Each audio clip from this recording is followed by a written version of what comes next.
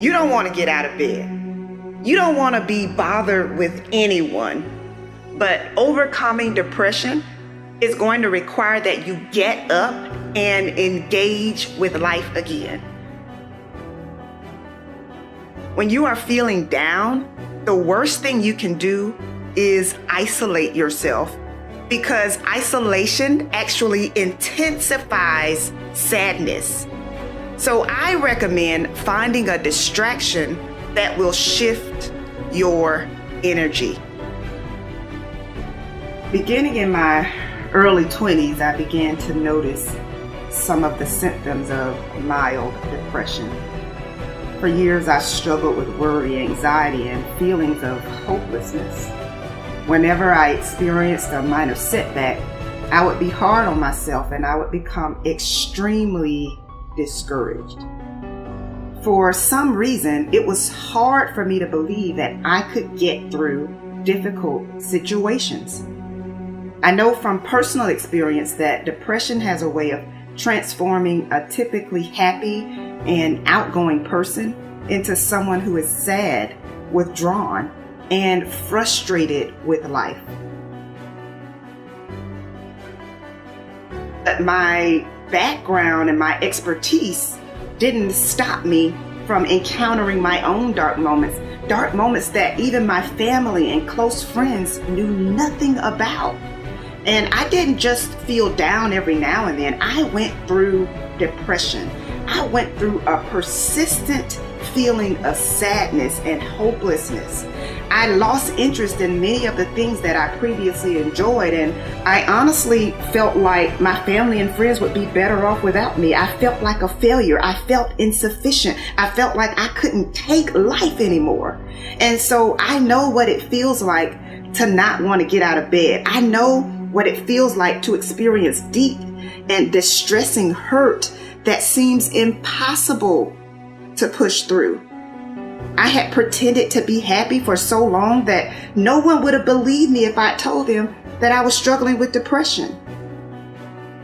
But now that I'm on the other side of it, I'm glad I didn't forfeit all that I've been able to experience and accomplish. So while you might feel discouraged, you don't have to be discouraged, because brighter days are coming.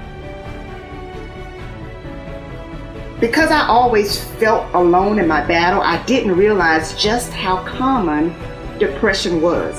I had no idea that 1 out of 10 people will experience depression during their lifetime. Do me a favor. Check on the people who are close to you. In most instances, the people who appear happy and appear strong are rarely asked how they are doing, because people assume their lives are perfect. You may not have considered this, but sometimes the person who is smiling every time you see them is privately battling depression. And so the first step in overcoming depression is acknowledging that something must change. You cannot fix what you do not face. Suppression, denial, and pretending that everything is okay is not going to help you feel better. Yes, you can fool everyone else, but you can't fool yourself. You can't fool the person in the mirror, the person that you look at every single day. And I get it. When you appear to have it all together, it's not easy to let your guard down and say, hey, I'm struggling. I remember wondering how it was that I could lift everyone else up, but when it came to my own situation, I felt hopeless. But my situation began to improve only when I had the courage to confront the fact that I was not as happy as I appeared to be. I was suppressing the wound of rejection. I was suppressing childhood trauma, and I was harboring anger. So let me say this. Uprooting anger and bitterness is not an easy thing to do. But at the end of the day, holding on to it does impact your physical, emotional, and mental health. So I say today, let it go. Let it go. I knew that I could no longer hold on to the anger that I was harboring because it was literally stealing my joy. And so today, I say, I want you to set yourself free. Set yourself free from the emotional turmoil that has been disrupting your peace. So after finally overcoming depression, I promised myself that I would put in the work necessary to experience authentic happiness. Not happiness based upon my circumstances, but happiness based upon a personal decision. And so now I'm mindful of when I'm feeling overwhelmed, when I need to take a mental break, or when I need to utilize my support system. I'm challenging you to refuse to succumb to the negative thoughts that attempt to make you feel like your life will never get better. Remind yourself that you deserve to be happy and that your life will get better. When you are depressed, you don't want to get out of bed. You don't want to be bothered with anyone. So I recommend finding a distraction that will shift your energy. You could turn on some uplifting music, watch an inspirational video, go for a walk, or call someone who will make you laugh. The key to feeling better is doing the exact opposite of what you feel like doing. You've got to get up. You've got to connect with others, especially when you don't feel like it. You have to find ways to avoid sinking because despair diminishes your productivity. In most instances, anxiety stems from a past experience or an anticipation of a negative experience.